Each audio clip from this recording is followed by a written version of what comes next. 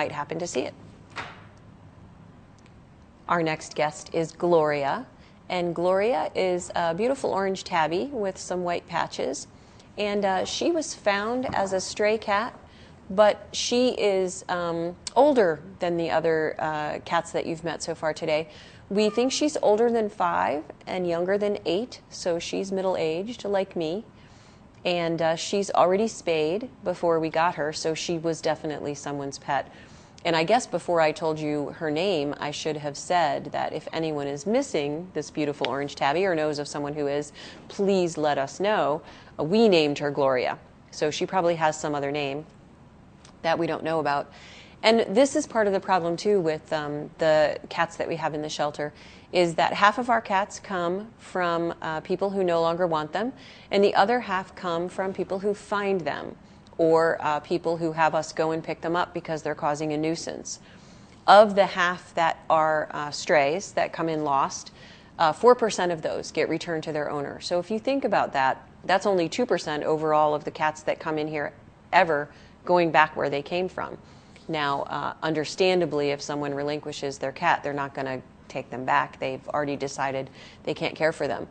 But for the cats that come in here that don't have a history that we know of, it's surprising how many of them are spayed or even declawed. That hasn't been done as popularly as it used to be, but we get a lot of 5 to 7-year-old cats that are declawed. Gloria is not. Surely you would think you could find the owner of a cat who is mature, has been spayed and declawed and taken care of, but we don't. So only 4% of our cats that come in lost are ever reunited with their family. And there are people... 2% better than national. Oh, that's true. Randy wants me to tell you that nationally it's only 2%. So we're doing something right because ours is double that. But still, we would like to see every cat that comes in here apparently owned being reunited with the person who may be looking for her. So there are a lot of people doing a lot of work to make sure that that happens. There's a team of dogs in Frederick that are professionally trained to search for lost pets. They come to your house, they get sent articles of your pet, and then they go off and see if they can follow the trail. They'll deploy to the place your pet was last seen and look. One of the things that I recently saw on the internet was a suggestion to take, if you lose your pet, take a t-shirt or sock that you have worn and anchor it to the place where you last saw your pet and leave. Come back in a few hours. And sometimes the pet hasn't really left the area, finds the article once it's quieted down where you last were and will just wait for you. So it's really a good idea. It's important to anchor it down because you'll also have the experience of a dog finding something of yours and picking it up and carrying it off.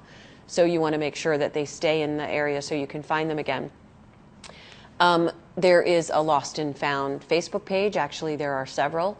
But lots of people are trying to reunite pets with their owners. We take pictures of all of the lost animals that come in and post them on our county webpage.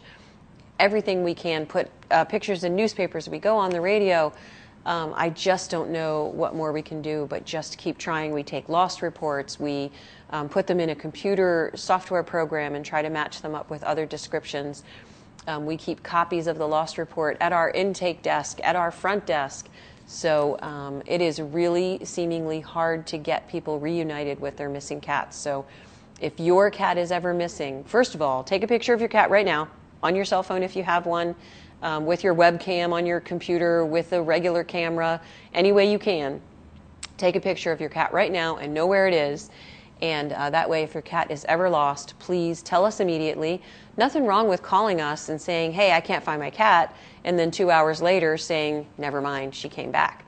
We would rather know than not know. So anything that you can think of also to help your neighbors, when you see lost cat posters, just keep an eye out, because people who usually see animals where they aren't usually are postal carriers and delivery people and service people. So make sure to be in touch with those people if you have a missing pet or if your neighbor does. And kids usually know, kids at the bus stop usually know if cats or dogs without people have passed by.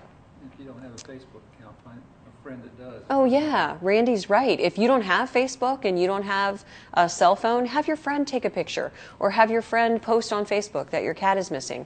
There are lots of ways that you can get the word out if you miss your cat. And if you don't, then you can